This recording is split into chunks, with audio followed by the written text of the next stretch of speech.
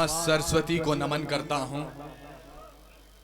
मां गंगा के तटों, नालंदा के प्रांगण और गुरु गोविंद सिंह की तलवार की जमीन बिहार की तरफ से महाराणा सांगा, हाड़ा रानी और महारानी पद्मिनी की इस पावन वसुंधरा राजस्थान को सलाम पेश कर रहा हूं, स्वीकार करें। जहां परम आदरणीय अशोक चारण जी हैं, हमारे इस मंच की सरपेंच आदरणीय बंजारा जी हैं, दीदी में विराजमान है, आप सब बैठे हुए हैं। वहां ये तो नहीं कहता मैं कोई कवि हूं, कोई शायर हूं, कोई साहित्यकार हूं, कोई फनकार हूं, पर 2 मिनट का समय दीजिएगा मुझे। और यहां से लेकर वहां तक हजरात, अगर आप अपने मोबाइल फोन से अपने साथ लाए हो, अगले 2 मिनट के बाद इस जगह का तापमान देखिएगा, 10 डिग्री उठ नहीं गया तो यहां बैठने के बाद मुझे बताया जाए। मैं 2 पंक्तियों से अपनी बात शुरू कर रहा हूं कि तारीख गवाही देगी। अब तक आपने हास्य सुना, आगे आप श्रृंगार सुनेंगे, लेकिन आपने, हमने और हमारे पुरखों ने क्या बनाया है, तारीख गवाही देगी। इस लाल हकीकत की खनक खनक पे तलवारों की रणगान बनाया है। तारीख गवाही देगी, इस लाल हकीकत की खनक खनक पे तलवारों की रणगान बनाया है। और खोद कर नाखून से गुलाम धरा को हमने बलिदानों की बुनियाद पे हिंदुस्तान बनाया है।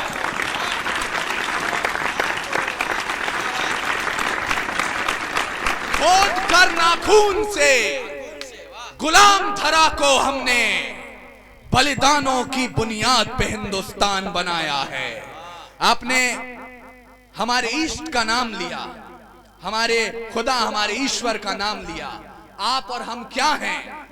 वेद लिखे, पुराण लिखे, शांति का पैगाम लिखा है। अक्षर धाम का अर्थ समझिए, अक्षर को ही धाम लिखा है।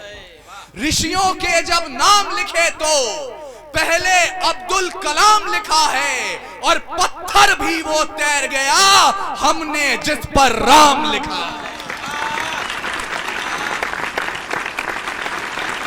पत्थर भी वो तैर गया हमने जिस पर राम लिखा है। और मैं किस जमीन पर खड़ा हूं मुझे इल्म है इस बात का। अशोक भैया यहां मौजूद हैं, तो ऐसे भी जब घर का कोई बड़ा साथ में हो तो छोटों का कॉन्फिडेंस हाई रहता है। और मुझे ये कहने में कोई संकोच नहीं है स्वयं भैया कि वीर रस के कवियों के लिए ये जमीन तीर्थ है, धाम है। और किस जमीन पर हूं, आपकी जमीन क्या है? अगर आपको लगे कि आपकी मिट्टी का कण कण बोल रहा है इन पंक्तियों में, तो एक बार मेरा साथ दीजिएगा कि ये वीर प्रसूता वसुधा है, फौलाद के सीने देती है। खून पिलाकर देखो इसको, अमृत पीने देती है। खून पिलाकर देखो इसको, अमृत पीने देती है। इस चंदन रूपी मिट्टी का परिचय पूछो वीर के मस्तक से, ये लाल रंग की भेंट चढ़ी है हर बार युद्ध की दस्तक से। अरे स्वाभिमान के रखवाले जब जंगे आन में शैदा होते हैं, तो मान बचाने को महाराणा इसकी कोख से पैदा होते हैं।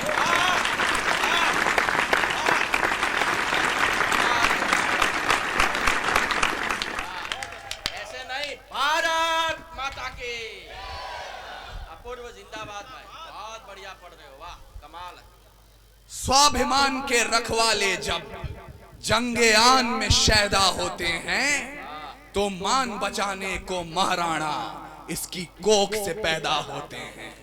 आप कहां खड़े हैं? जानते हैं आपकी मिट्टी क्या है? अरे जहां शहीदी स्वयं वीर को तिलक लगाने आती है। एक प्रण तोड़ रहा हूं, जब पहली बार राजस्थान आया था, वाह भाई वाह, कविता का सम्मान है ये, वाह। जब पहली बार राजस्थान आया था, ये पंक्तियां तब पढ़ी थी। उसके बाद वादा किया था कि ये पंक्तियां राजस्थान के बाहर कहीं नहीं पढ़ी जाएंगी। क्या बात। दोबारा पढ़ रहा हूं, आपके इस्तकबाल में पढ़ रहा हूं कि जहां शहीदी स्वयं वीर को तिलक लगाने आती है, अरे गिरे रक्त की बूंद अगर मिट्टी को महकाती है, रणभूमि में सजा धजा के भेज स्वयं सुहाग को, गले लगाती है छत्राणी जौहर वाली आग को।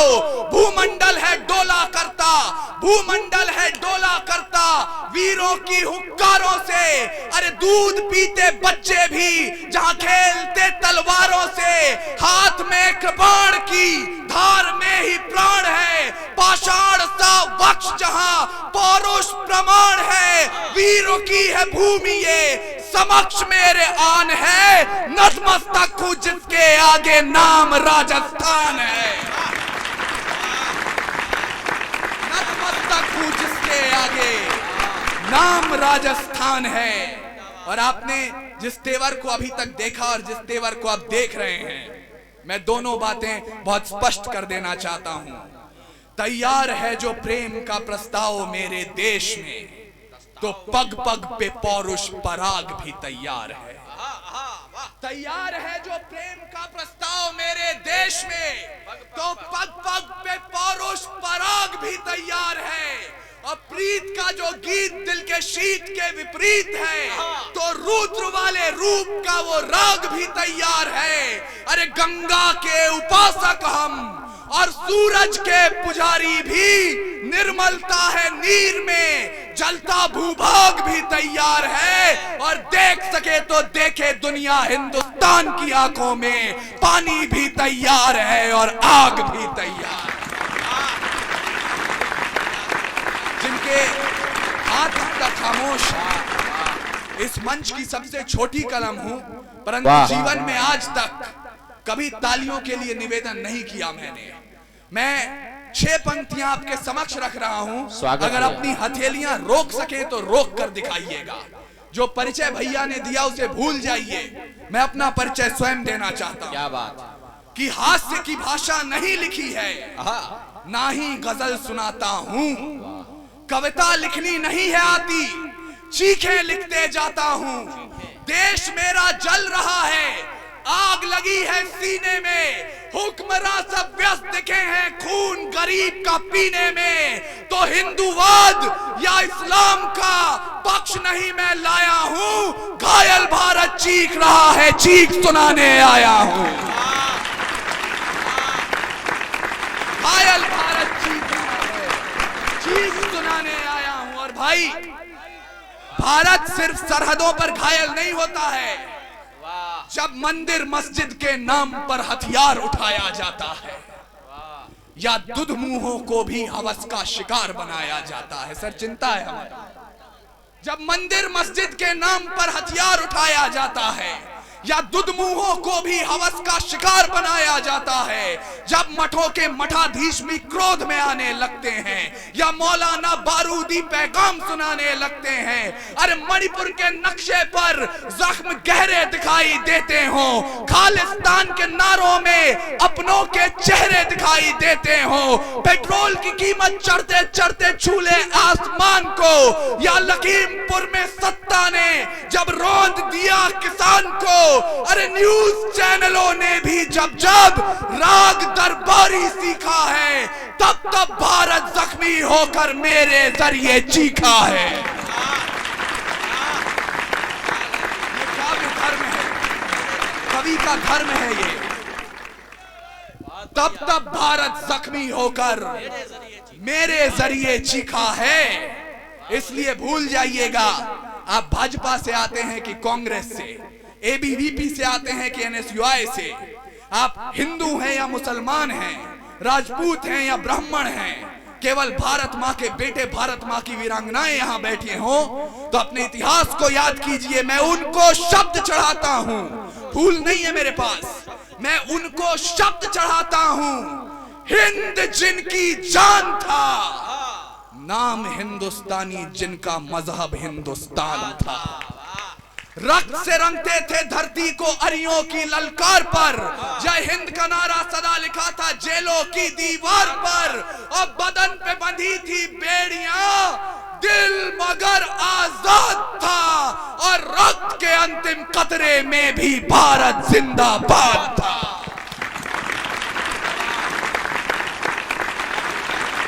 कह दिया जाता है सर, एक समस्या है, एक शिकायत है, और आप लोग यदि इस कवि सम्मेलन को कवि सम्मेलन बना रहे हैं तो इस शिकायत को भी दर्ज कीजिए। अभी एक हफ्ते बाद पूरे हिंदुस्तान में एक तराना गूंजेगा, दे दी हमें आजादी बिना खड्ग बिना ढाल, साबरमती के संत तूने कर दिया कमाल। दूसरी पंक्ति का मैं पूरा सम्मान करता हूं, कोई विरोध नहीं है। वाकई में महात्मा गांधी ने जो कमाल किया, विश्व का इतिहास पलटकर देख लीजिएगा, महात्मा गांधी के व्यक्तित्व के बराबर तो दूर निकट भी कोई नहीं मिलेगा। पर जो राइम करने के लिए एक पंक्ति लगा दी गई, दे दी हमें आजादी बिना खड्ग बिना ढाल। खड्ग के मायने मुझे राजस्थान में समझाने की आवश्यकता नहीं है, लेकिन जब भी मैं ये लाइन सुनता हूं, मेरे सामने से सुभद्रा कुमारी चौहान गुनगुनाते हुए निकलने लगती हैं कि चमक उठी सन 57 में वो तलवार पुरानी थी, फिरंगियों को भगाने की वीर कुंवर सिंह ने ठानी थी, अब बुंदेले हर बोलों के मुंह हमने सुनी कहानी थी, खूब लड़ी मर्दानी वो तो झांसी वाली रानी। गजब भैया, वाह। ये वीरता की वसुंधरा है, वीर भोग्य वसुंधरा हमारे शास्त्र कहते हैं। इसलिए अगर आपसे कोई कह दे कि आजादी सिर्फ 2 दस्तावेजों पर दस्तखत से मिल गई थी, उन्हें बताइएगा कि कतरा कतरा खून दिया था, दी जवानी जुनून दिया था, खड़े अंग्रेज माने नहीं तो गोलियों से भून दिया था, गोरियों के गाल नहीं थे ना आवाज मजीरों की, खनखनाहट गूंजती थी सेल्यूलर में जंजीरों की, अरे राजनीति से मिली नहीं है, नहीं खरीदी पैसों से, सौदा लहू के मोल हुआ था, भगत सिंह जैसों से, और माओ ने गोली खाई थी, बेटे लटके फंदों पर, आजादी की डोली उठी है कुर्बानी के कंधों पर। आजादी की डोली उठी है कुर्बानी के कंधों पर। और यहाँ जवान पीढ़ी मौजूद है जो इश्क सुनने आई है, चुटकुले सुनने आई है, हंसने खिलखिलाने आई है। लेकिन मुझे क्षमा कीजिएगा, जिस ओर भी आज हम लोग बढ़ रहे हैं, नाइट क्लब्स में हाथ में बियर की बोतल्स लेकर कमर हिलाना जवानी नहीं है। आप भारत में खड़े हैं तो जवानी का मतलब समझिए, खुदी राम ने खुददारी से हंसकर जिसका दान दिया, भगत सिंह ने चूमा फंदा और जिसे कुर्बान किया, आगोश में जिसके सुभाष थे निकले लश्कर हिंद बनाया था, फतेह सिंह और जोरावर ने दहलीज में जिसे ठुकराया था, संघर्षों में बुनियाद बनी जो आजादी के बोल की, सुलग रही थी गर्म नाल में शेखर के पिस्तौल की, अरे खिल रही थी रोम रोम में अशफाकुल्ला खान के, वही जवानी दौड़ रही है खून में हिंदुस्तान के।